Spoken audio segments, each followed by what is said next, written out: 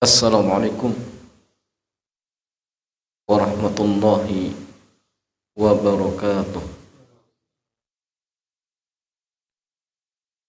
Alhamdulillah wassalatu wassalamu ala rasulillah wa ala alihi wa sahbihi ajma'in. Amma ba'd. Ikhwan wa akhwati fillah, alhamdulillah, di kesempatan malam yang mulia ini Allah Subhanahu wa taala kembali pertemukan kita di majlis yang sangat-sangat mulia ini, yaitu majlis Thalabul Ilmi. Dan malam hari ini kita masih pada kitab Al-Wajiz fi Fiqhi Sunnati wal Kitabil Aziz, karya Syekh Dr. Abdul Azim Al-Badawi hafizahullahu jalla wa'ala. Dan malam hari ini jamaah kita masih pada kitab As-Shalah. Dan tema malam hari ini berkaitan tentang syurut sihhati shalah, syarat-syarat sahnya salat. Syekh mengatakan yustaratu li sihhati shalah ma yali. Jadi salat akan dianggap sah disyaratkan melakukan hal-hal berikut. Al-ula, yang pertama, al-ilmu biduhulil waqti, mengetahui masuknya waktu salat. Hal ini jamaah sekalian berdasarkan firman Allah Subhanahu wa taala di dalam surat An-Nisa ayat 103. Allah Subhanahu wa taala berfirman, "Innas salata kanat 'alal mu'minina kitaban mawquta." Sesungguhnya salat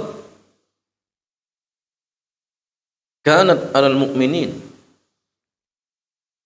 atas orang-orang mukmin, kita mawquta, ada waktu-waktu yang telah ditentukan.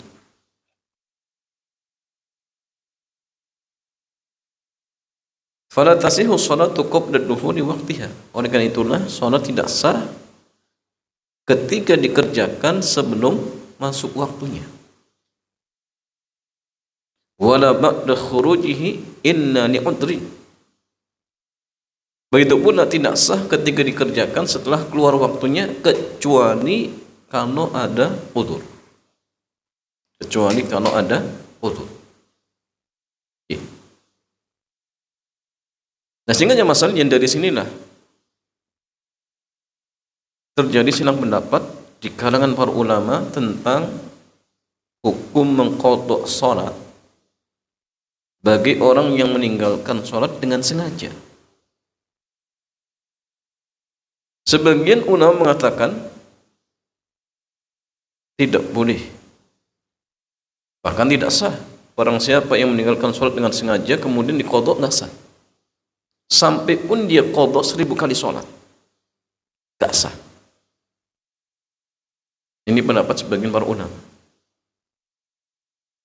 Karena menurut pendapat ini jemaah, kalau dibolehkan bagi orang yang meninggalkan salat dengan sengaja untuk mengqadha salat, sama halnya pendapat ini membolehkan orang dengan sengaja salat keluar waktunya.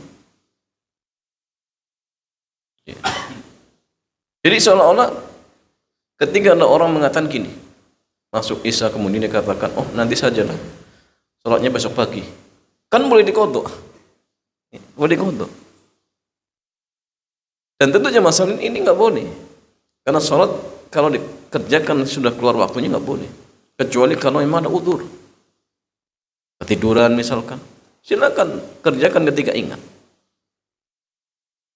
Walaupun jumhur ulama mengatakan tetap diwajibkan untuk mengqadha, walaupun sampai misalkan 5 tahun, 10 tahun, ya. Mungkin dulunya tidak peduli dengan masalah sholat, akhirnya setelah hijrah dia sadar 5 tahun nggak sholat, Maka menurut jumhur ulama, kalau dia pas sadar wajib dia mengqadha salat yang tinggalkan selama 5 tahun. Tetapi pendapat yang kuat, pendapat yang mengatakan tidak ada qadha. Kewajiban dia cukup bertaubat kepada Allah Subhanahu wa taala. Tapi ingat, bukan berarti kemudian cukup dengan taubat berarti dosanya ringan, bukan. Bahkan dikatakan sampai pun dia mengqadha sampai 1000 kali sholat nggak sah. Kenapa? Dosanya besar. Sehingga dosa ini bisa dihapuskan cuma dengan taubat. Jangan diulang. Dan taubat nasuha ya. Kemudian setelah itu banyak melakukan ibadah-ibadah sunnah misalkan. Silakan. Ya, cukup. Oke. Nah, kemudian masalah yang kedua, at-taharatu minal hadatsin. Suci dari 2 hadas. Hal ini berdasarkan firman Allah Jalla wa Ala di dalam surat Al-Maidah ayat yang ke-6. Allah Subhanahu wa taala berfirman, "Ya ayyuhalladzina amanu idza qumtum ila sholati faghsilu wujuhakum wa aydiyakum ilal marafiqi wamsahu bi ru'usikum wa arjulakum ilal ka'baini wa in kuntum junuban fattahharu." Wahai orang-orang yang beriman, apabila kalian ingin mengerjakan salat, maka basuhlah wajah-wajah kalian dan kedua tangan kalian sampai ke siku-siku, dan usaplah kepala kalian dan kaki kalian sampai kedua mata kaki, dan jika kalian junub maka bersucilah. Maka ayat ini jemaah jadikan hujah wajibnya suci dari 2 hadas ketika orang ingin sholat. Jadi kalau ada orang misalkan sholat ternyata dalam kondisi berhadas, sah tidak jemaah? Tidak sah. Walaupun lupa, tetap nggak sah. Ada orang misalkan sholat, setelah salam dia baru ingat belum mandi junub. Jadi sholatnya tadi cuma wudu. Ternyata malam habis berhubungan badan atau barusan mimpi basah, bangun langsung wudu. Setelah itu baru ingat, oh saya belum mandi junub. Maka sholatnya nggak sah. Kalau dia jadi imam, apakah sholat makmum batal? Batal tidak jemaah.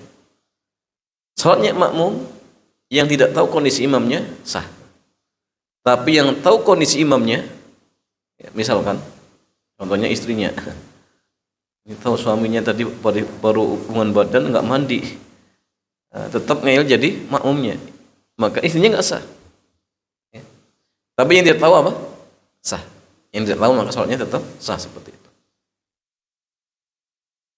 Wali hadis Ibni Umar. Begitu pula berdasarkan hadis dari Ibnu Umar radhiyallahu taala anhuma, di mana beliau mengatakan annan nabiyya, bahwasanya Nabi sallallahu alaihi wasallam qala, beliau bersabda, la yaqbalullahu salatan bi ghairi tuhurin. Allah tidak akan menerima salat tanpa bersuci. Di sini jamaah maksudnya meniadakan sah dan meniadakan pahala. Sahnya tidak, pahalanya pun nggak dapat. Karena terkadang apa? Salatnya sah, pahalanya nggak dapat. Contoh seperti orang yang habis datang ke dukun, ya. Dia tanya tentang hal yang gaib, tapi tidak membenarkan. Maka salat dia jamaah selama 40 hari 40 malam sah, tapi tidak dapat pahala. Sah tapi tidak dapat pahala. Ya. Kemudian ats-tsalitsah, taharatus tsaubi wal badani wal makani alladhi yusanna fihi. Yang ketiga, suci pakaian, suci badan, suci tempat yang digunakan untuk sholat. Amma taharatus tsaub, adapun dalil terkait tentang wajib sucinya pakaian adalah firman Allah Subhanahu wa taala, wa thiyabaka fatahhir, dan pakaianmu maka sucikanlah. Surat Al-Mudaththir ayat yang keempat. Begitu pula berdasarkan sabda Rasulullah sallallahu alaihi wasallam, di mana beliau bersabda, "Idza jaa ahadukum ilal masjidi falyanzur fa in ra'a fi na'layhi qadharan aw adhan falyamsahhu bil ardi wa liyusalli fihima." Apabila salah seorang di antara kalian masuk ke masjid, maka lihat. Jika dia lihat di kedua sandalnya ada kotoran, ada kotoran, maka gosokkanlah ke tanah. Kemudian sholatlah menggunakan sandal tersebut. Dan juga ada ini ya, bolehnya sholat menggunakan sandal. Maka di antara bentuk untuk menyelisih orang-orang apa jemaah? Yahudi, Okamakot. Karena mereka tidak mau sholat atau tidak mau ibadah dengan menggunakan sandal. Maka muslimnya masanya ya, disyariatkan. Ya. Tapi ya lihat kondisinya. Di masjidnya jangan. Tapi kalau sholatnya di tepi pantai misalkan, antum kebetulan camping, silakan praktekkan. Atau pas ketika sholat id di lapangan misalkan, kali-kali praktek. Ya. Jadi biar nanti ketika ditanya, fulan dulu pernah nggak sholat pakai sandal? Oh ya Allah pernah. Ada hujahnya. Nabi pernah coba. Nah kita selaku umat Rasulullah ya praktekkan minimal sekali walaupun seumur hidup, minimal sama. Dan kemudian masalian wa amma taharatul badani, adapun terkait tentang sucinya badan. Hal ini berdasarkan sabda Rasulullah sallallahu alaihi wasallam kepada Ali ketika bertanya tentang madhi. Maka beliau bersabda, tawaddu waqsil dzakarak, berwudulah dan cuci kemaluanmu. Nah, sehingga kalau seseorang yang sering keluar madhi, jadi madhi itu cairan yang keluar ketika muncul syahwat, tapi keluarnya tidak diiringi dorongan dan tidak diiringi rasa lemas, enggak. Maka ketika itu jamaah cukup wudu dan kemaluannya dibersihkan saja, sudah, enggak ada kewajiban mandi. Ya, karena madhi itu bukan termasuk hadas besar, bukan. Kemudian masalahnya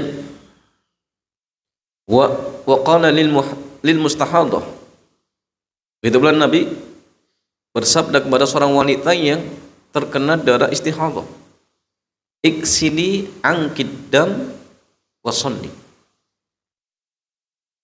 basuhlah atau cucilah darah darimu dan sholatlah. Ya, ini menunjukkan berarti badan juga harus suci. Wa amma taharatul makan, adapun terkait tentang sucinya tempat. Hal ini jemaah sekalian berdasarkan sabda Rasulullah sallallahu alaihi wasallam li ashabihi, kepada para sahabat-sahabatnya. Wa qad bana al-a'rabi fil masjid. Ya, ketika ada seorang Arab Badui kencing di masjid, maka beliau bersabda, ariku ala baunihi sajlan min ma'in, tuangkan di atasnya seember air. Nah, sehingga ini menunjukkan tempat yang digunakan untuk sholat itu harus suci dari najis. Bertanya masalahnya, yang harus suci itu batasannya sampai mana? Misal gini, antum sholat, di samping antum ada najis, boleh tidak coba? Atau antum sholat di ujung masjid ada kencing, boleh tidak? Karena di tempat harus suci dari najis.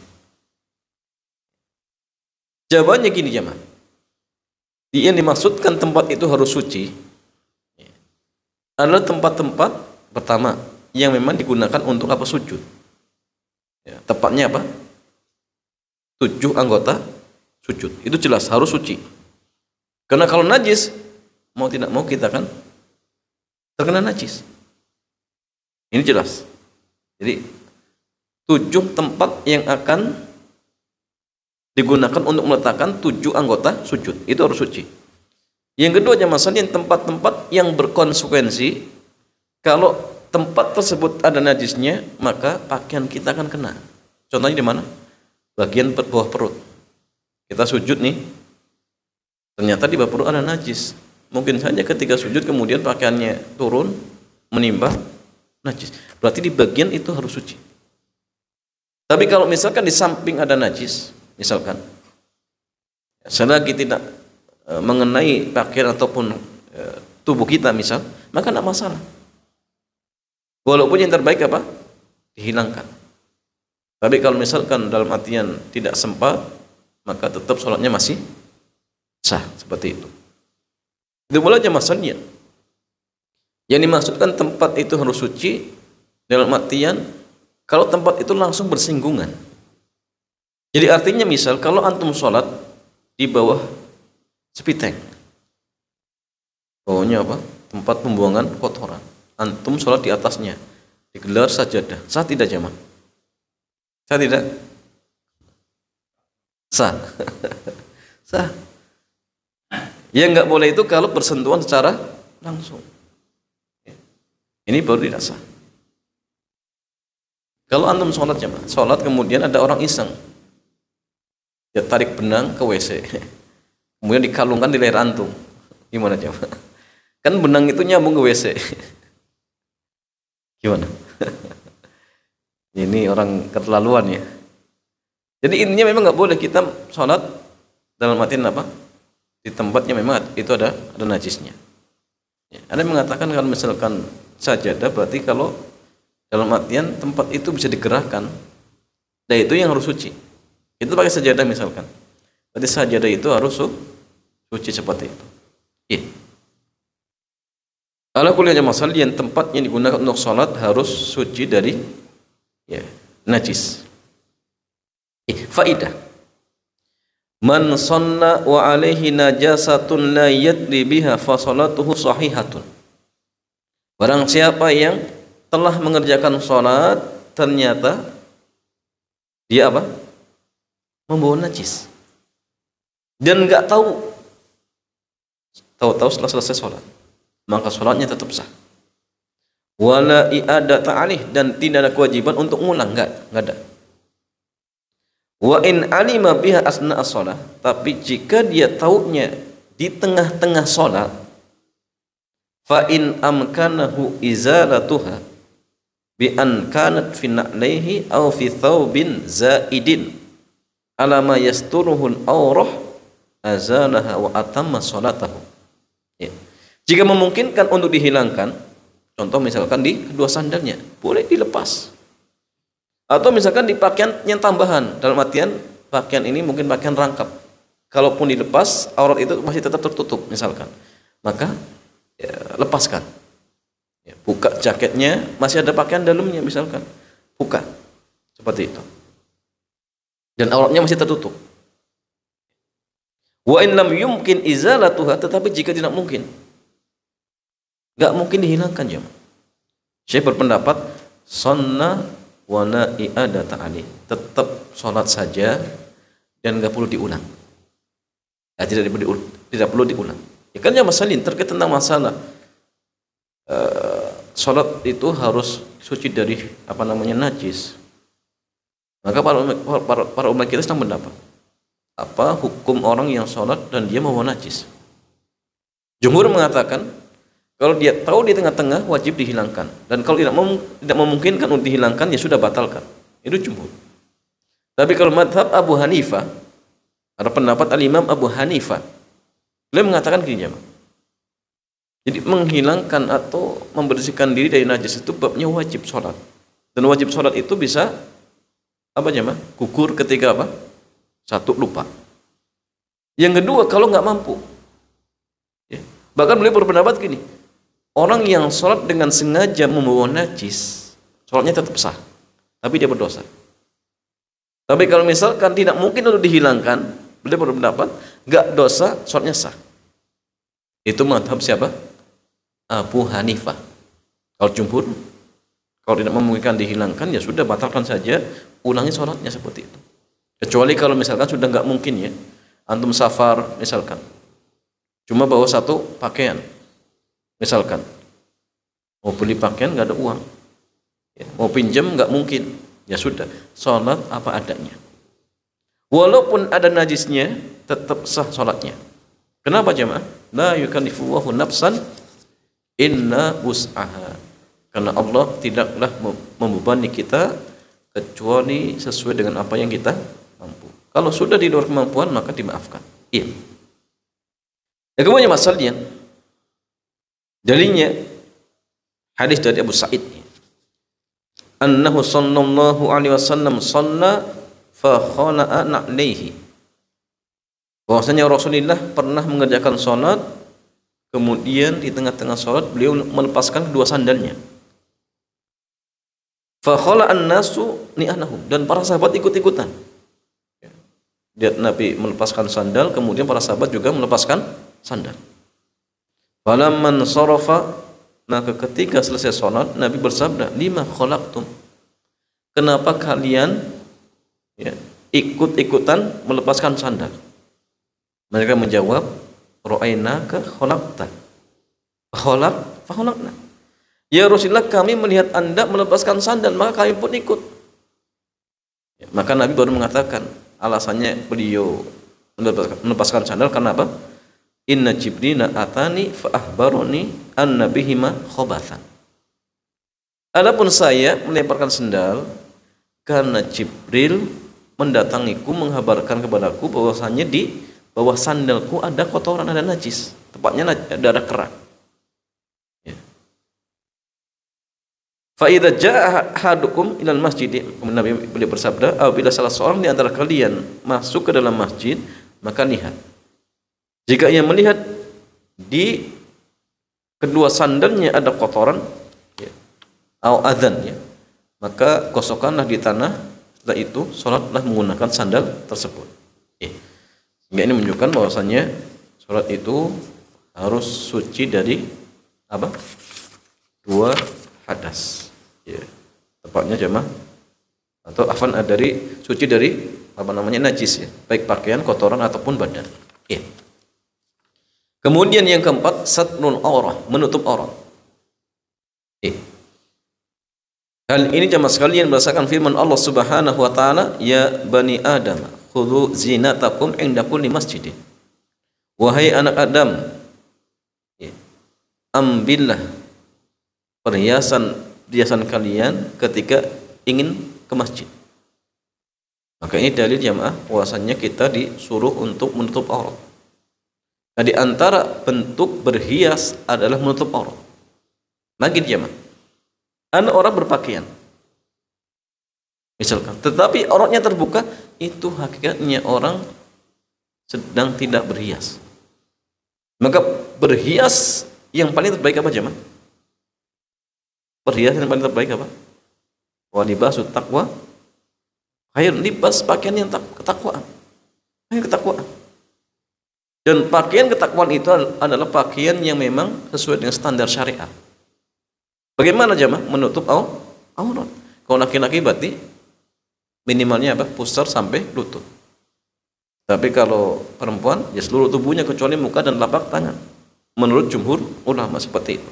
Walaupun sebenarnya mengatakan seluruh tubuhnya, termasuk telapak tangan dan muka seperti itu. Tetapi jemaah sekalian, ala kulli hal bahwasanya kita diperintahkan untuk menutup aurat dan kita diperintahkan untuk berhias dengan berhias apa? Secara syar'i. Ai usturu auratikum. Maksudnya tutuplah aurat-aurat kalian. Wa kanu yatufuna bil baiti uratan. Karena dulu orang-orang jahiliyah mereka tawaf dalam kondisi apa? Telanjang. Itu orang-orang jahiliyah.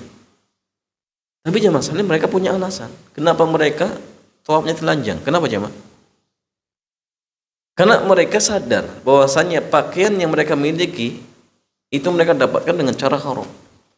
Sehingga enggak layak kalau dalam kondisi tawaf beribadah kepada Allah kemudian memakai pakaian yang haram. Nah, cuma ya tadi caranya juga keliru. Akhirnya malah milih telanjang. Bayangkan, mereka yang bukan muslim saja jamaah tahu kalau menghadap Allah itu dengan sesuatu yang tidak baik, itu enggak layak. Makanya kenapa Ka'bah itu bangunannya tidak persis seperti bangunan Nabi Ibrahim. Ceritanya gimana jamaah?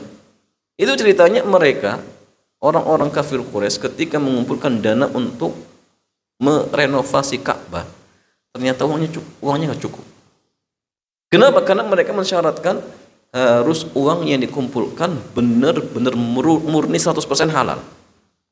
Nggak boleh dari hasil apa? Riba, tidak boleh hasil suap, tidak boleh hasil pelacuran, itu nggak boleh. Karena mereka ya macam-macam penghasilannya. Tapi mereka sadar harta-harta seperti itu tuh nggak pantas. Sehingga ternyata terkumpullah uang dan nggak cukup untuk membangun Ka'bah sebagaimana bangunan Nabi Ibrahim. Akhirnya dikasih tanda namanya Hijr. Itu saja orang yang dalam artian bukan muslim. Jadi kalau orang muslim kalau pas bangun masjid kok asal-asalan dana sokok, dana ini ya, kemudian ditampung, oh ini nggak pantas ya masanya, nggak pantas. Ya, apalagi innallaha thayyibun la yaqbalu illa thayyiban. Allah itu maha baik dan tidak menerima kecuali dari hal-hal yang baik. Harus selektif, harus selektif. Hingga sampai ada bahasan ulama, boleh nggak sholat di masjid yang dibangun dari harta riba? Contoh masjid yang di bank-bank tuh, di kantor bank ada masjidnya, bolehkah kita sholat di situ? Itu ada pembahasan khusus. Ya. Boleh tidak jemaah? Itu senang mendapat. Ya. Tapi jelas kalau sholat di masjid yang benar-benar murni bersih, ya, itu jauh lebih baik. Itu jauh lebih baik seperti itu. Iya. Yang kemudian masalian, wa auratul rajuli ma baina surratihi wa rukbatihi. Jadi aurat seorang laki-laki itu antara pusar dan lututnya. Semana telah datang sebuah hadis dari Amr bin Syu'aib, dari ayahnya, dari kakeknya, secara marfu sampai ke Nabi, di mana Nabi bersabda ma baina surrati wa rukbati aurah. Jadi antara pusar dan lutut itu apa? Aurat.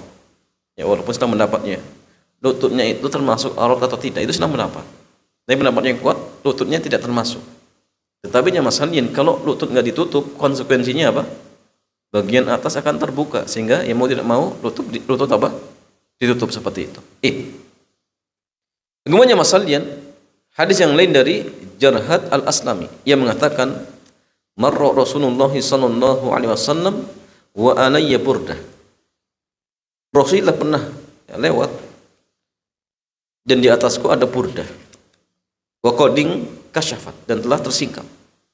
Ya. Kalau tersingkap dari apa? Dari pahaku. Ya. Faqal, maka Nabi bersabda, "Ghatti fakhidhak." Tutup pahamu karena paha termasuk aurat. Karena paha termasuk aurat. Fa idza shalla rajulu fi izarin yasturu ma baina surratihi wa rukbatihi adza'ahu. Sehingga ketika seseorang salat fi izarin, dia memakai izar, sarung yang menutup antara surrah, ya, pusar dan lututnya atau kedua lututnya, maka sudah sah, cukup. Ila anna Nabi SAW, kecuali memang Nabi bersabda, la yusalliyanna ahadukum fi thawbil wahidi laysa ala ati qayhi minhu syai'. Janganlah salah seorang di antara kalian salat menggunakan satu pakaian sehingga di atas salah satu kuda pundaknya nggak ada sesuatu yang nutupi. Walaupun yang pundak itu bukan termasuk aurat, tapi Nabi sangat menekankan jangan sampai orang sholat kedua pundaknya apa? Terbuka, jangan. Minimalnya satu. Yang terbaik dua-duanya. Tapi kalau misalkan pakaiannya tidak cukup, ya sudah, satu tutup. Jangan terbuka. Walaupun jemaah kalau orang sholat dalam artian pusar dan lutut tertutup itu sudah sah. Tapi yang terbaik tadi salah satu pundak kalau bisa ditutup. Kalau bisa dua-duanya. Kalau bisa dua-duanya. Iya. Dan masalah wal mar'atu kulluha aurah. Jadi seorang wanita itu semuanya aurat. Ya, saya singkatnya. Adapun makna hadis saya lewatkan. Illa wajhaha wa kaffaiha fi shalah. Kecuali wajah dan kedua telapak tangannya. Jadi kedua telapak tangan itu jamaah mencakup bagian atas, bagian bawah. Ya, ini bukan termasuk aurat menurut jumhur ulama. Menurut jumhur ulama. Iya. Hal ini sama sekali merasakan sabda Rasulullah SAW di mana beliau bersabda al-mar'atu aurat. Wa qalihi la yaqbalullahu salata haidin illa bi khimarin. Allah Jalla wa Ala tidak menerima salat seorang wanita yang sudah haid kecuali memakai khimar, jilbab. Memakai jilbab. Iya. Sehingga jemaah sekalian, Di antara syarat sahnya sholat adalah menutup aurat. Kemudian yang kelima, istiqbalul kiblah, menghadap kiblat. Hal ini berdasarkan firman Allah Subhanahu wa taala, "Fawalli wajhaka syatral masjidil haram wa haitsu ma kuntum fawallu wujuhakum syatrah." Maka palingkanlah wajahmu menghadap Masjidil Haram. Dan di mana saja kalian berada, maka palingkanlah wajah kalian ya ke Masjidil Haram. Surat Al-Baqarah 150. Begitu pula jemaah sekalian berdasarkan sabda Rasulullah kepada seorang sahabat yang salatnya rusak. Maka beliau bersabda, idza qumta ila shalah, jika engkau berdiri ingin mengerjakan salat, fa asbiqil wudu, sempurnakanlah wudu, kemudian menghadaplah kiblat. Menghadap kiblat. Ya, sehingga jemaah sekalian menghadap kiblat itu apa? Termasuk syarat sahnya salat. Dan ini syarat sah salat apa jemaah? Salat wajib. Kalau sunnah bukan. Kenapa jemaah sekalian? Kalau salat sunnah sengaja tidak menghadap kiblat pun tetap sah. Tapi kalau wajib apa? Salat wajib harus menghadap kiblat. Kalau sengaja misalkan bisa batal salatnya. Makanya kalau misalkan dia berpaling dengan badannya ke arah selain kiblat itu batal. Tapi kalau hanya apa? Mukanya saja gini. Batal tidak jemaah? Enggak batal. Kalau ada hajat boleh. Tapi kalau tanpa ada hajat makruh. Ya. Contoh salatnya apa? Pas pampres. Ya. Salatnya itu rukunya apa jemaah? Itu terakhir. Nunggu presiden dulu, kalau sudah aman baru dia ruku. Dan saya tengok. Boleh, tidak masalah. Kecuali kalau sampai membelakangi kiblat itu batal. Tapi kalau dia tengok gini, lihat, itu tidak masalah. Tidak masalah, boleh. Apalagi tadi dibutuhkannya untuk menjaga misalkan, tidak masalah. Diperbolehkan. Kemudian masalin wa yajuzu tarkul istiqbali fi syiddatil khauf. Dibolehkan tidak menghadap kiblat dalam kondisi yang sangat-sangat takut. Ya. Tidak masalah. Wa fin nafilati fis safari, atau ketika sholat sunnah ketika safar di atas kendaraan sholatnya misalkan boleh, tidak masalah. Sebagaimana Allah Jalla wa Ala berfirman, fa in khiftum farijanan aw rukbana. Maka jika kalian dalam kondisi takut, maka sholatlah dengan apa? Berjalan dan berkendara. Ya. Qala Ibnu Umar. Ibnu Umar mengatakan mustaqbilil kiblah wa ghairu mustaqbiliha. Maksudnya baik menghadap kiblat ataupun tidak. Baik menghadap kiblat ataupun tidak. Kalau Nafi mengatakan la ara Ibnu Umar dzakara dzalika ila ali nabi. Jadi Nafi mengatakan saya berpandangan Ibnu Umar mengucapkan seperti itu ya, kecuali memang dari Nabi. Kecuali memang dari Nabi. Enggak mungkin beliau ngarang-ngarang.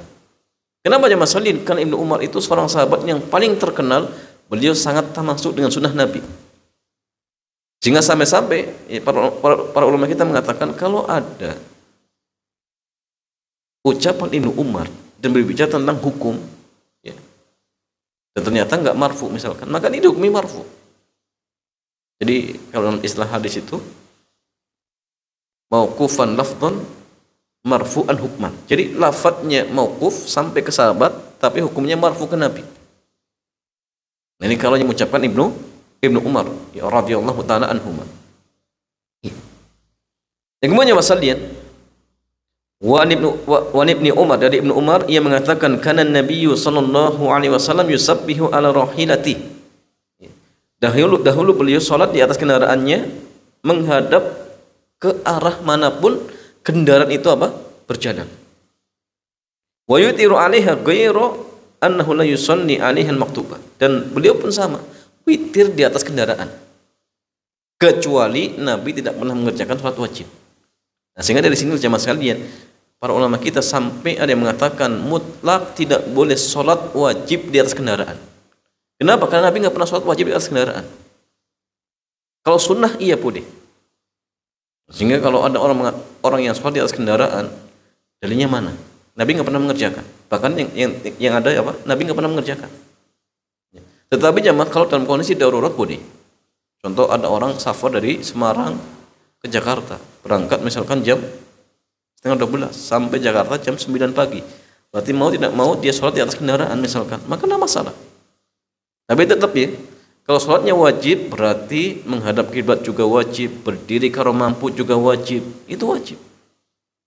Ya, kalau misalkan kendaraannya belok dan dia tahu kiblat ke sana, dia harus belok lagi. Harus apa? Menghadap kiblat. Kalau terpaksa sholat di atas kendaraan. Dan itu punya masalah yang sholatnya dengan apa? Sholatnya ketika apa? Ketika kendaraan itu jalan. Jadi artinya ketika kendaraan itu parkir, ya turun. Maka jangan karena ingin sholat di atas kendaraan kemudian antum standar motor antum kemudian Allahu Akbar. Itu nggak boleh, ya turun. Ya. Kecuali di kereta, ya di kereta kalau misalkan nggak mungkin turun, ya. Ternyata keretanya macet di tengah sawah. Ya boleh sholat di atas kereta tapi dengan berdiri menghadap kiblat semuanya. Ya. Harus seperti itu jamaahnya. Tapi kalau misalkan di stasiun ya turun saja. Di apa namanya? Di ya, musola misalkan kalau ada. Kalau nggak ada ya sudah di atas kereta tetapi tetap menghadap kiblat, berdiri semuanya harus dilakukan. Ya. Karena kalau misalkan duduk itu kalau memang kondisinya berdiri nggak mampu, baru duduk silakan nggak masalah. Kecuali sholat sunnah mampu berdiri, pilih duduk boleh, nggak masalah. Tapi kalau wajib nggak bisa. Kalau masih mampu berdiri maka harus berdiri. Nggak boleh pilih duduk seperti itu jamaah. Sholli qa'iman fa illam yastati fa qa'idan. Salatlah dengan berdiri, kalau nggak mampu silakan duduk. Kalau tidak mampu silakan berbaring, baik terlentang ataupun di lambung sebelah kanan.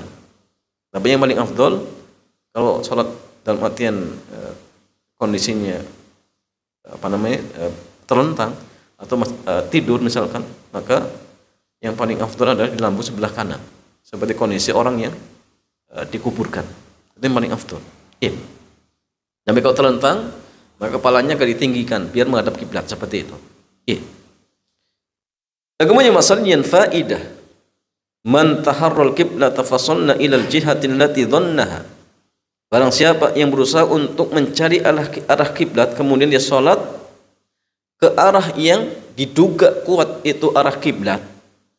Kemudian selesai salat ternyata keliru, maka tidak perlu untuk diulang dan salatnya sah. Dari Amir bin Rabi'ah, ia mengatakan kunna ma'an nabi, kami pernah bersama Rasulullah dalam suatu safar di malam yang sangat gelap. Walam nadri ainal kiblah, dan kami enggak tahu kemana arah kiblat. Fasalla kullu rajulin minna ala khiyanihi, maka masing-masing dari kami salat sesuai dengan arah yang diyakini. Falamma asbahna dzakarna dzalika li Rasulillah, maka tatkala di pagi harinya kami kabarkan kejadian tersebut kepada Nabi.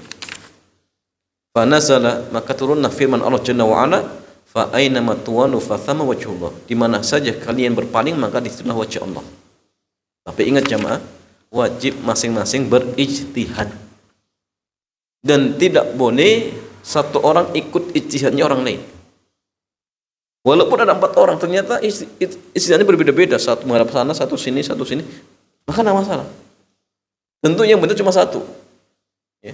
Maka yang 3 salah tadi karena sudah ijtihad tetap sah. Beda kasusnya gini, ada satu orang, oh saya ikut ijtihadnya antum saja, ternyata dia keliru, salah. Maka yang ijtihadnya benar, yang ngikut dia harus ulang. Ya. Jadi harus dia ijtihad sendiri. Ya dengan qarinah yang dia pahami, dengan ilmu yang dia pahami. Tanda oh ini, oh kayaknya kiblat ke sana, ya sudah silakan sholat. Kalaupun keliru, tetap sholatnya sah. Tapi kalau tidak ijtihad, maka kalau keliru sholatnya tidak sah. Ya. Nah, kemudian masalah yang ikhwan wa fillah yang ke-6 terakhir, ya. An-niyatu, niat. Wa hiya an yanwiya salatan lati qama ilaiha wa yu'ayyinaha biqalbi. Yaitu hendaklah ia meniatkan salat yang akan dikerjakan dan ditakyin, ditentukan, ya, jenis salatnya biqalbihi, dalam hati. Ya. Kafar di dhuhri awil asr. Sebagai contohnya salat zuhur ataupun asar. Bahkan hanya menyebutkan asar saja boleh. Ya Allah, hari ini saya ingin sholat asar, selesai. Sudah tidak masalah. Atau sunnah misalkan. Ya, sunnah mungkin sebelum asar ataupun setelah asar ya. Sebelum asar atau sebelum duhur ya. Wala yusra'u talaffudhu biha, dan tidak disyariatkan untuk melafadzkan, enggak. Kenapa? Li'anna Nabi SAW lam yatalaffadz biha, karena Nabi tidak pernah melafadzkan. Wa inna makana sallallahu alaihi wasallam idza qama ila shalah, tetapi Nabi ketika berdiri ingin salat, beliau cukup membaca Allahu Akbar. Enggak ada riwayat baca ayat tertentu ya. Surat apa jemaah? Wal asri innal insana lafi khusr illal ladzina amanu wa Allahu Akbar, enggak ada. Enggak ada. Tapi langsung Allahu Akbar. Walam yakul syai'an qablah, dan Nabi tidak mengucapkan suatu apapun sebelumnya. Wala talaffadha bin niyati albattah, dan beliau tidak melafadzkan niat sama sekali. Wala qala usalli lillahi salatan kadza, tidak boleh mengucapkan usolli, aku salat karena Allah, salat ini enggak ada. Mustaqbil kiblat, menghadap kiblat, enggak ada. Arba'a rakaat imaman misalkan, atau makmuman. Wala qala adaan wala qadaan, ya qadaan enggak ada. Wala fardul waqti, wa hadhihi asyru bid'ain, dan inilah 10 bid'ah. Walam yankun anhu ahadun qad bi isnadin sahihin, dan tidak ada nukilan dari seorang pun dengan sanad yang sahih. Wala dhaifin, bahkan dhaif pun enggak ada. Wala musnadin, musnad sampai ke Nabi enggak ada. Wala mursal enggak ada. Lafdzatan wahidatan minhal batta, satu lafaz pun sama sekali enggak ada. Wala an ahadin min ashabi, ya, dan tidak juga dari salah seorang pun dari sahabat-sahabat Nabi yang jumlahnya kurang lebih 124.000. Enggak ada jemaah. Walastahsanahu ahadun minat tabi'in, dan tidak ada satu orang sahabat pun yang menganggap ini sebagai perkara yang baik, enggak ada. Walal a'immatul arba'ah, begitu pula imam yang 4 kemudian mengatakan ini baik, enggak ada. Ya, tidak ada.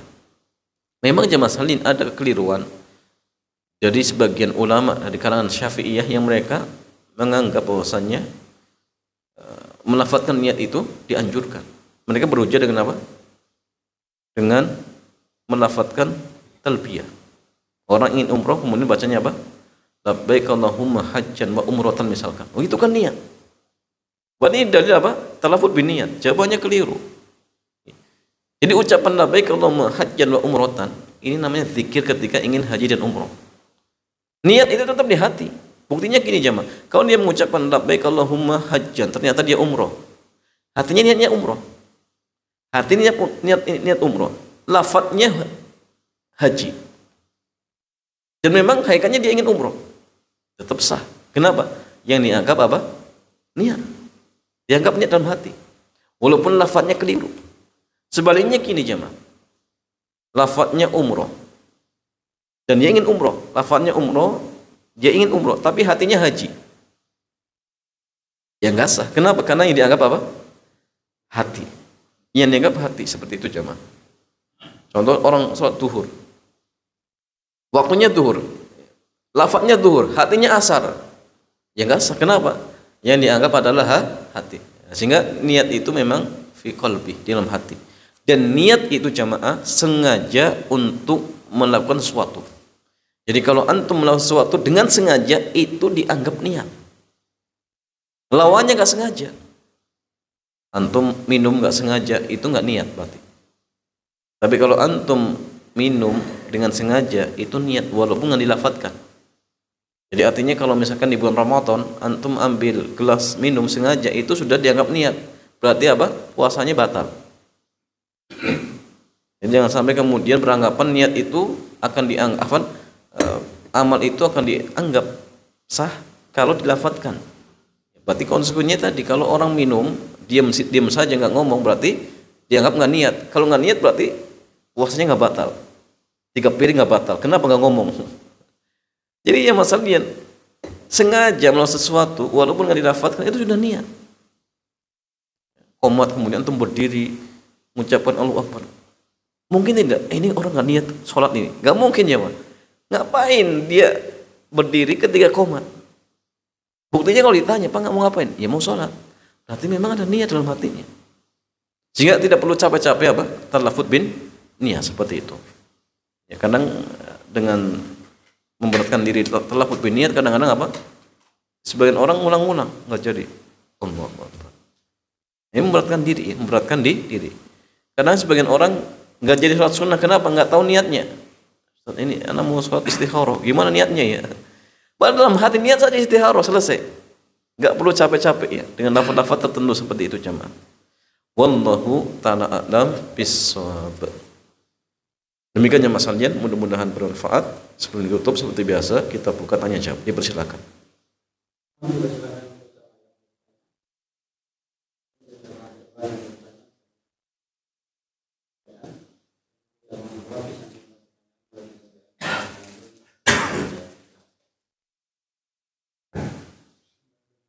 Assalamualaikum warahmatullahi wabarakatuh. Assalamualaikum warahmatullahi wabarakatuh. Yang pertama, tadi cara sholat yang kita tanyakan yang urutan yang kedua dan yang ketiga sama-sama suci. Yang pertama suci dari 2 hadas, yang kedua suci badan, pakaian dan tempat sholat. Masing-masing mohon dijelaskan. Terus bedanya, terus yang kedua dalam rangka untuk aurat.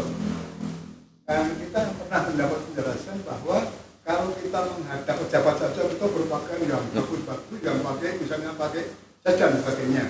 Apakah dalam sholat, misalnya di rumah hanya dengan suami istri juga perlu harus berhias sebaik mungkin sebanding dengan kalau kita akan menghadap pejabat. Mohon penjelasan. Terima kasih. Wassalamualaikum warahmatullahi wabarakatuh. Waalaikumsalam warahmatullahi wabarakatuh. Ya jemaah sekalian,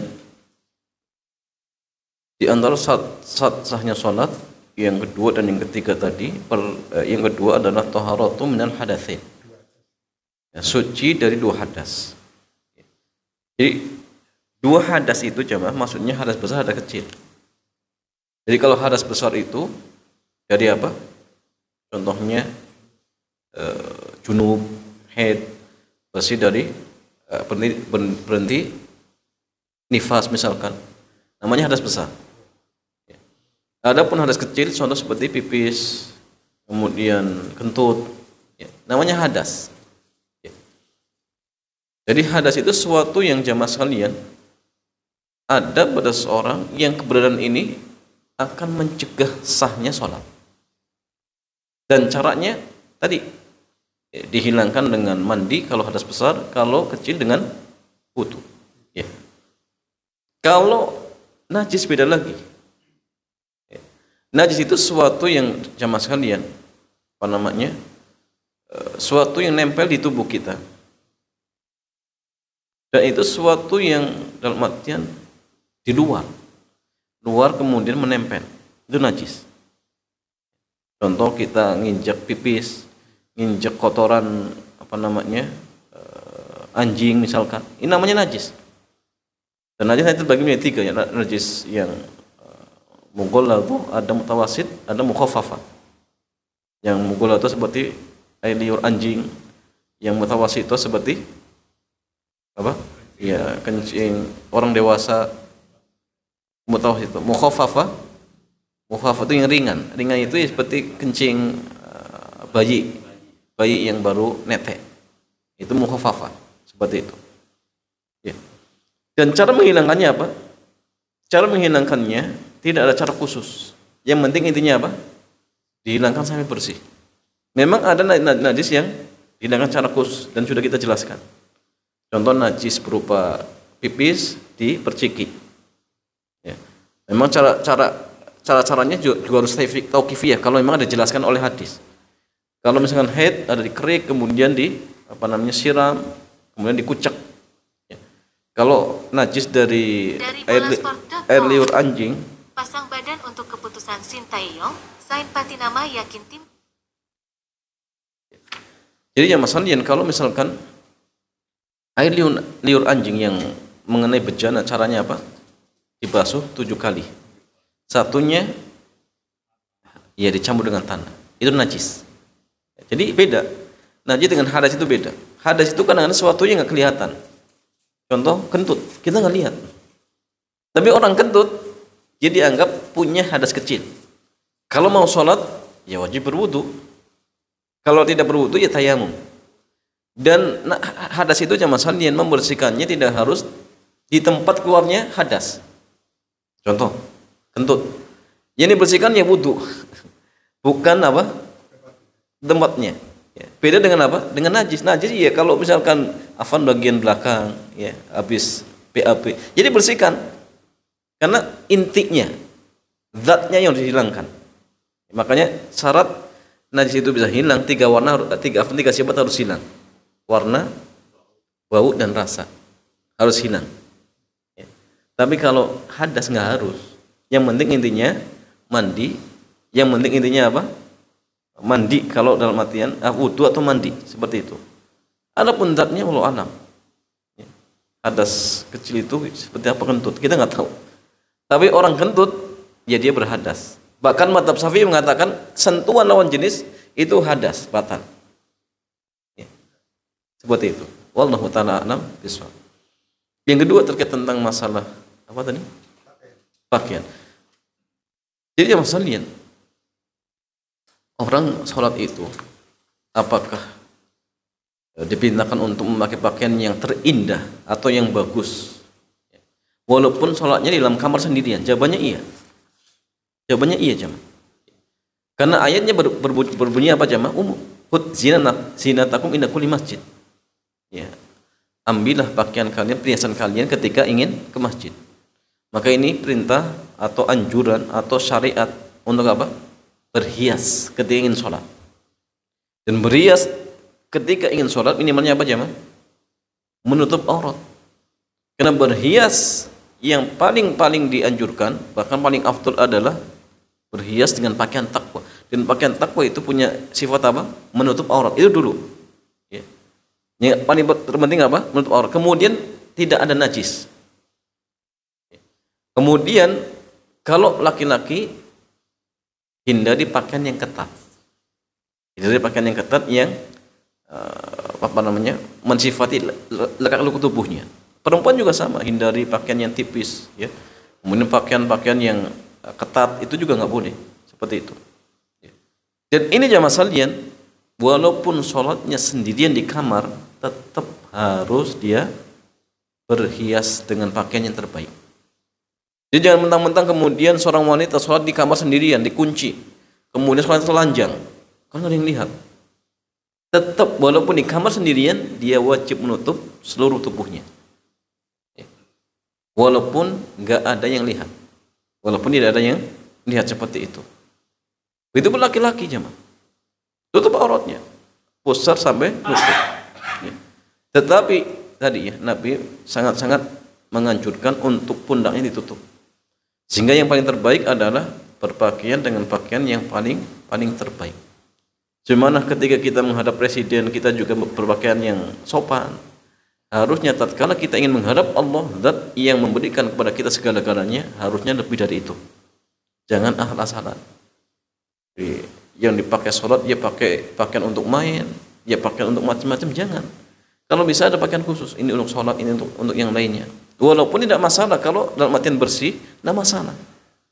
Tapi kalau bisa, haruslah, kalau bisa diusahakan untuk dalam artian menggunakan pakaian-pakaian yang memang khusus, ya, disediakan untuk menghadap Allah Subhanahu wa Ta'ala, seperti itu jemaah. Ya.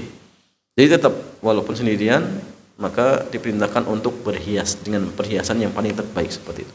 Bahkan di antara sebagian ulama berhujjah, dianjurkan pakai peci itu dalilnya tadi. Hud zinatakum inda kulli masjid. Karena peci itu perhiasan untuk laki-laki. Maka ketika sholat pakai. Walaupun secara khusus pakailah peci, enggak ada. Tapi masuk ke dalam apa? Zina. Zina kita itu tadi. Peci. Jam termasuk tidak jam? Jam itu termasuk zina tidak? Bisa termasuk zina. Berarti sholat dianjurkan pakai jam. Yang jelas jangan masalah pakai zina. Zina yang paling terpenting apa? Menutup aurat. Itu paling penting. Seperti itu. Ya. Wallahu ta'ala a'lam bishawab.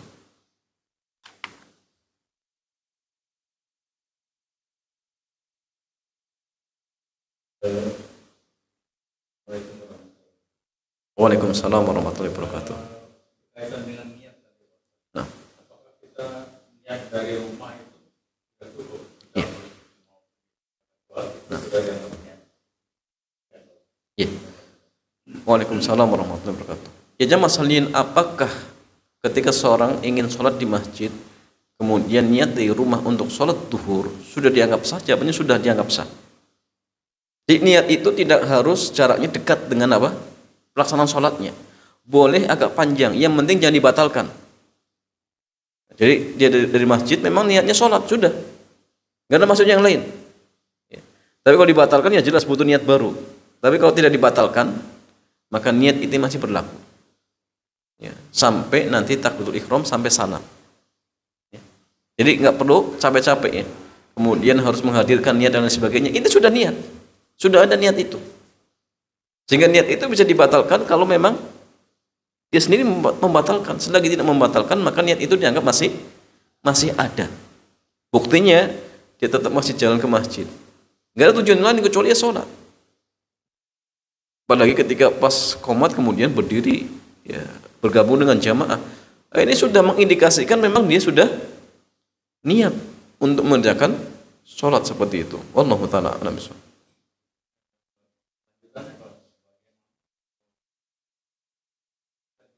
Kalian misalnya kan nanti di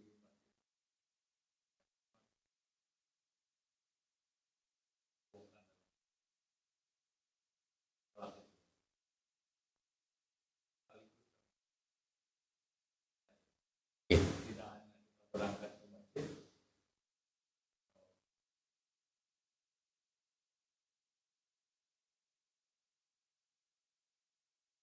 orang Ya. Ya jamaah sekalian, bagaimana kalau misalkan ternyata ketika masuk masjid kemudian ya sholat tahiyatul masjid, kemudian sholat setelah wudhu, sholat mungkin istikharah dan sebagainya. Apakah niat yang pertama itu batal? Jawabannya tidak. Kalau tidak dibatalkan, ya, niat itu masih ada. Jadi gini, dia datang ke masjid kemudian di tengah jalan ngobrol sama orang. Ngobrolnya ini tidak membatalkan niatnya tadi. Kalau memang nggak dibatalkan, itu masih ada. Jadi sekedar ngobrol tidak membatalkan niat yang pertama. Sekedar dia sholat misalkan tahiyatul masjid itu tidak membatalkan apa niat yang pertama. Kan tujuannya apa? Ingin sholat duhur. Buktinya ya tadi ketika pas qomat dia pasti berdiri karena mau sholat duhur. Sehingga ketika ingin sholat tahiyatul masjid dia sholat saja. Dia berdiri sholat tahiyatul masjid dan sengaja itu sudah niat. Kemudian sholat setelah wudu dia berdiri sengaja, itu sudah niat. Dan niat pertama masih ada. Niat duhur itu masih ada. Sehingga nanti ketika dalam artian pas qomat ya berdiri saja, dan itu sudah dalam artian ya istilahnya memperkuat niat yang pertama. Sehingga dihadirkan saja. Saya sekarang ingin sholat duhur dalam hati saja sudah cukup. Ya sudah cukup seperti itu. Wallahu ta'ala a'lam bishawab.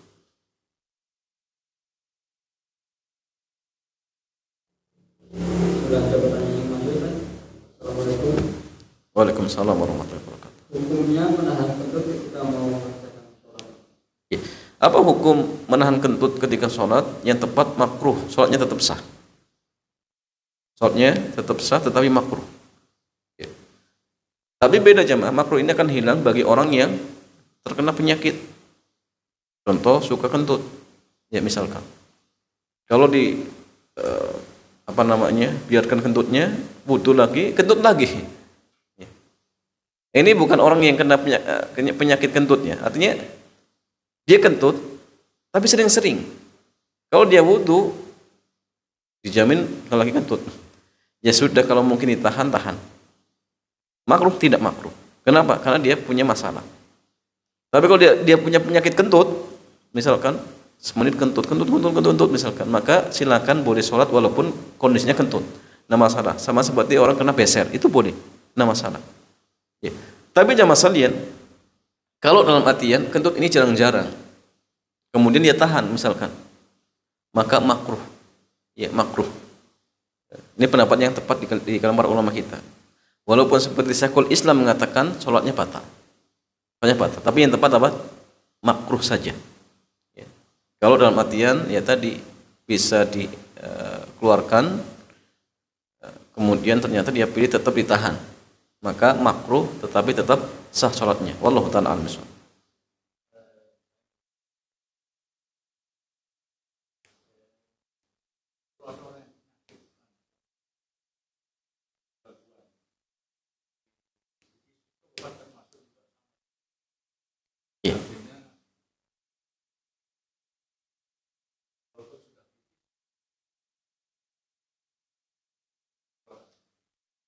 Buat pipis lagi. Iya. Kamar mandi lagi. Nah. Ya. Nah. Ya masalahnya kalau misalkan seorang sudah pipis kemudian kok ingin pipis lagi. Akhirnya ditahan. Ya. Bagaimana status sholatnya? Sah. Sholatnya tetap sah.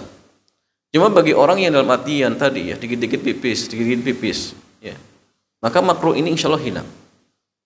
Tapi kalau dalam artian ya kebelet pipisnya jarang-jarang dan kalau pas dibuang kemudian apa? Kalau tidak kerasa misalkan. Kalau tidak kerasa maka cuma makruh. Tapi kalau misalkan dibuang pun kemudian kerasa lagi, dibuang pun kerasa lagi, maka insya Allah tidak makruh. Artinya apa? Sholat saja. Karena kalau harus bolak-balik justru memberatkan diri. Ya. Tapi ya tadi dilihat orangnya. Artinya kalau dalam artian dia pengen pipisnya ya kadang-kadang kalau dikeluarkan sudah hilang misalkan, maka hilangkan saja. Ya, pipis kemudian baru sholat. Tapi kalau tetap dilanjutkan, ditahan pipisnya, tetap sah sholatnya tapi makruh. Tapi bagi kasus tadi orang yang sering seperti itu, ya insya Allah tidak makruh. Kenapa? Karena hukum makruh itu akan hilang ketika ada hajat seperti itu. Ya, karena dia sangat butuh sholat. Kalau dia batalkan ke WC, sebentar lagi juga kan rasa kencing lagi, kan sama saja. Mendingan tahan saja. Selesai sholat, setelah itu baru pipis lagi seperti itu. Sama kasusnya seperti kentut. Ya, kasusnya sama seperti kentut seperti itu. Wallahu ta'ala a'lam bishawab. Ya. Kalau sholat dilaksanakan setelah waktunya habis, kalau ada udzur bisa diterima. Yeah. Tapi kalau sebelum ada udzur enggak untuk melakukan sholat sebelum waktunya.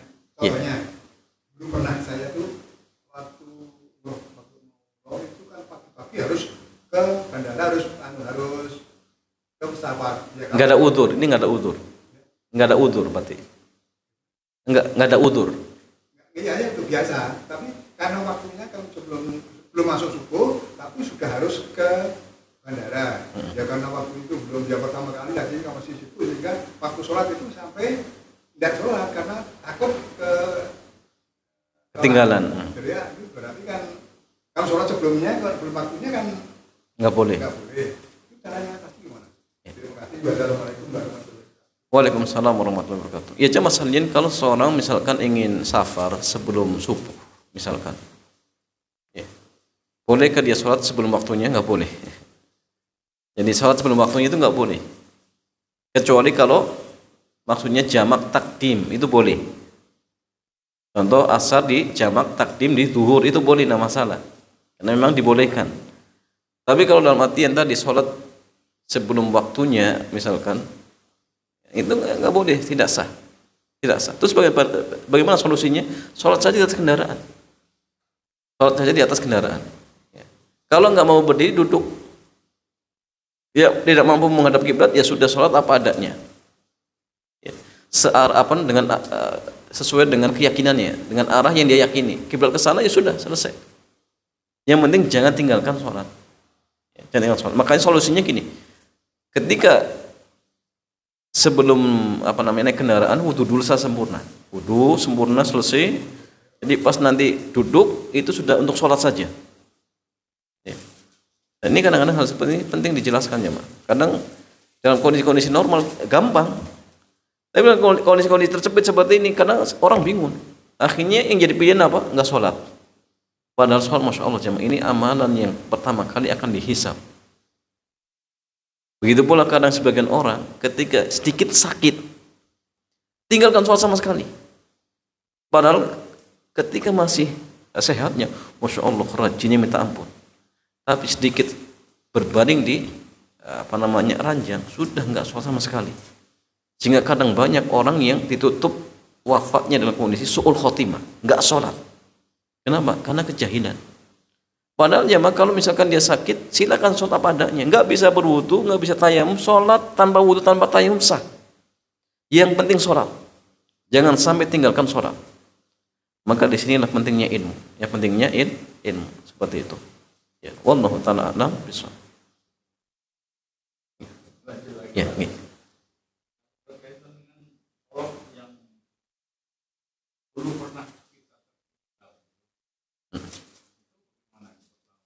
Sengaja atau nggak sengaja? Dulu ditinggalkan sengaja atau nggak sengaja? Mungkin zaman belum tahu ya bahaya zamannya. Berarti sengaja. Sengaja. Karena Ya. tahu belum takut mungkin ya dengan ancaman. Ya. Ya jemaah sekalian, kalau ditinggalkan dengan sengaja, maka kewajibannya cukup bertobat. Cukup bertobat, jangan diulang. Tapi kalau ditinggalkan karena udzur, misalkan, maka ada qodoknya. Contoh dulu misalkan ketiduran sekali. Subuh ketiduran, bangun-bangun jam 9. Oh berarti ini subuh masih harus diqodho. Kenapa? Karena dia tidak sholat subuhnya apa? Karena ada udzur. Karena ada udzur. Tapi kalau yang tadi dia tidak sholat karena memang ya karena tadi dia bukan sakit, bukan macam-macam, tapi ya karena nggak peduli saja. Maka ketika dia tobat ataupun hijrah, maka cukup baginya untuk bertobat. Perbanyak ibadah sunnah, selesai sudah. Jangan diulang. Ya jangan diulang seperti itu. Dan insya Allah jemaah, kalau kita benar-benar bertobat kepada Allah, maka dosa apapun akan diampuni, akan diterima oleh Allah Subhanahu wa taala, akan ditutup. Ya, at-taibu kamalan tamanna. Jadi orang yang bertobat itu seperti orang yang tidak punya dosa. Selesai. Jadi kewajibannya, solusinya yang terbaik cukup kembali kepada Allah, cukup bertobat kepada Allah Subhanahu wa taala, seperti itu. Kemudian setelah itu tingkatkan kualitas ibadahnya, baik yang wajib, baik yang sunnah, sedekahnya, ya agar bisa apa? Memperbanyak, ya, istilahnya tambahan amal kebaikan seperti itu. Wallahu ta'ala a'lam bishawab.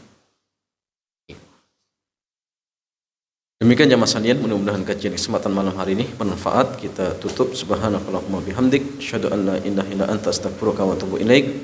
Assalamualaikum warahmatullahi wabarakatuh.